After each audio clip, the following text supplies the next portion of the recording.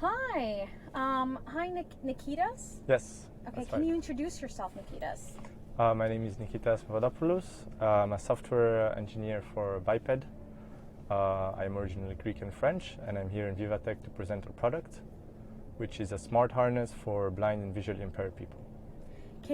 So you guys are a startup. Where are you based? Where is the startup based? The startup is based in Lausanne, which is in Switzerland, on the French-speaking part.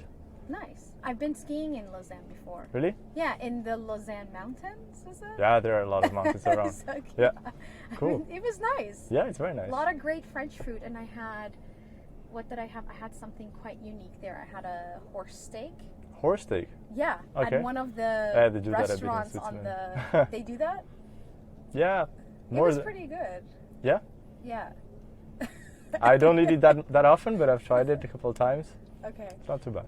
So you're here this week for Vivatech. You're promoting your new product. So tell us a little bit about it and what went into it and what's the vision moving forward. Yes. So Biped was founded a year and a half ago. Okay.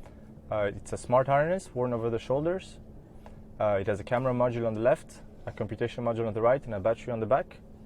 And the idea is that it detects, tracks, and predicts the objects and obstacles in the environment of the person.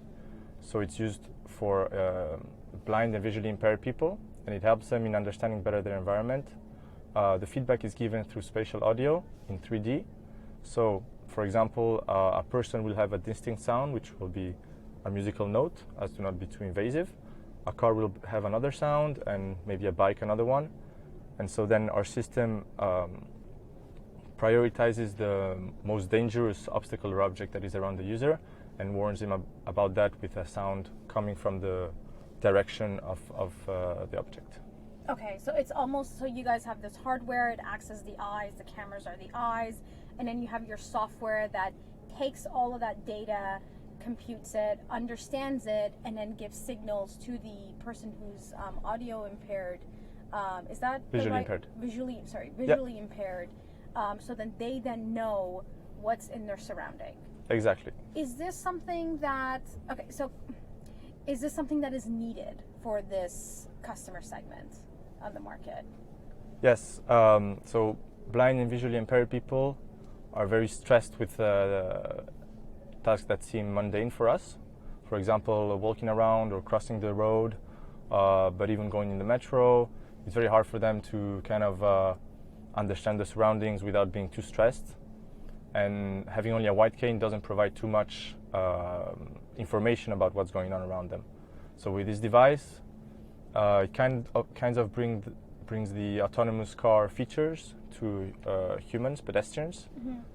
So it helps them in understanding when they can cross the road, for example, if there are no cars coming, or when they're going to bump into an obstacle that their white cane might have not detected because it's higher up.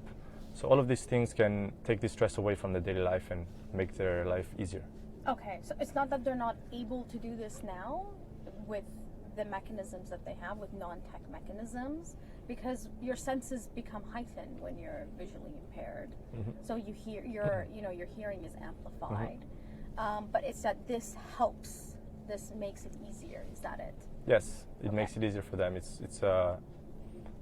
We bring bigger accessibility for them. And how long have you guys been working on this? We've been working on this for a year and a half. We'll go into commercialization starting September.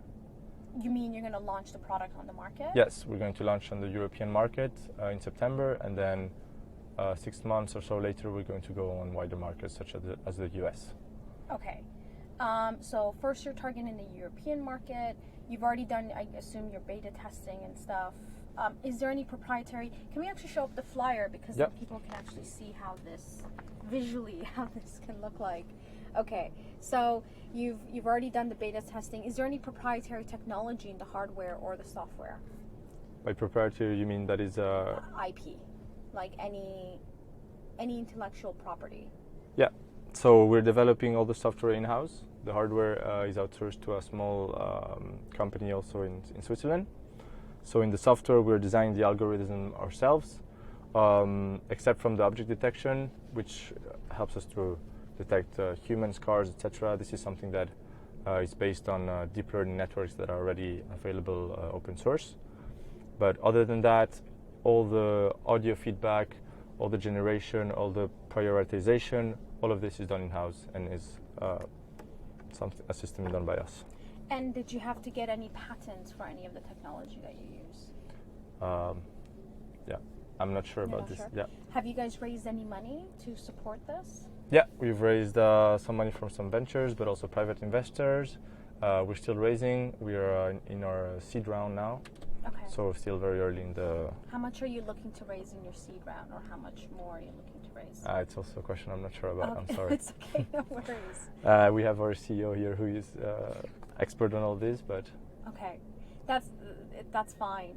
This is a really cool product. It really fits within the diversity inclusion model in terms of increasing accessibility and tech for people who are visually impaired or blind. So this is a really cool product, and yeah, I'm excited to see how it's going to do on the market and how it's going to help people. Yes, I'm also very excited to see what the response will be. Awesome. Well, thank you so much. Thank you. Yeah, great to meet you, and thank you for sharing your product with us. Thank you a lot. Thank you. Ciao.